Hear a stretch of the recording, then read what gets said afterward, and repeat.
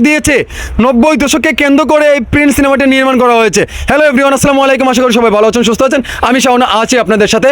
Shaon entertainment YouTube চ্যানেলের পক্ষ থেকে আপনাদেরকে স্বাগতম, রমজানের মোবারক আবারও জানাচ্ছি। তো বন্ধুরা, দেখেন প্রিন্স সিনেমায় শাকিব খান কত রিস্ক নিয়ে অভিনয় করছে। বাইরে ভাই, মানে এই ধরনের কাজ যদি হইতেই থাকে মানে গোপন সূত্র থেকে এই ধরনের ভিডিও আমরা চাই না। অনেকে এইভাবে বলে গোপন সূত্র থেকে এই ধরনের ভিডিও আমাদের কাছে আসে, কিন্তু বলতে চাই গোপন সূত্র বলতে কিছুই থাকবে না শাকিব খানের সিনেমার প্রসঙ্গে। কিন্তু হ্যাঁ, টিপস একটা, মানে কথা একটা আর ভিডিও ধারণ করা যাবে না।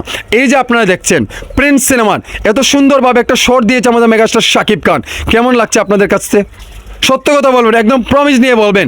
শাকিব খান যে এতে বিল্ডিংয়ের উপর থেকে লাফ দিচ্ছে, তার গার্লফ্রেন্ড মানে সব কিছু বললে তো এগুলো সিনেমাই নষ্ট হয়ে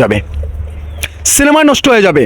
তাহলে ভাই বুঝেন শাকিব খান কোন লেভেলের একজন তারকা।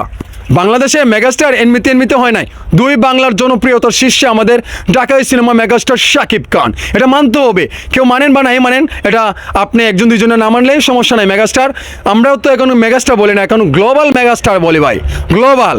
শাকিব খান এখন বিশ্ব দরবার পর্যন্ত তার সিনেমা মুক্তি পায়, এবং কি সালমান খানের সাথে আমরা টেক্কা দিই আমাদের মেগাস্টার শাকিব খানকে।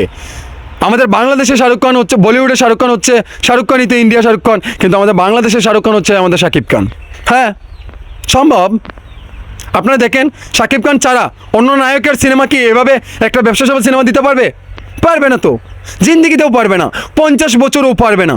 শাকিব খান যে জায়গাতে আছে সেই জায়গায় আর অন্য নায়করা আসতে হলে 100 বছরে আবার জন্ম নিলে কি পারবে না, তাও সন্দেহ আছে। হ্যাঁ,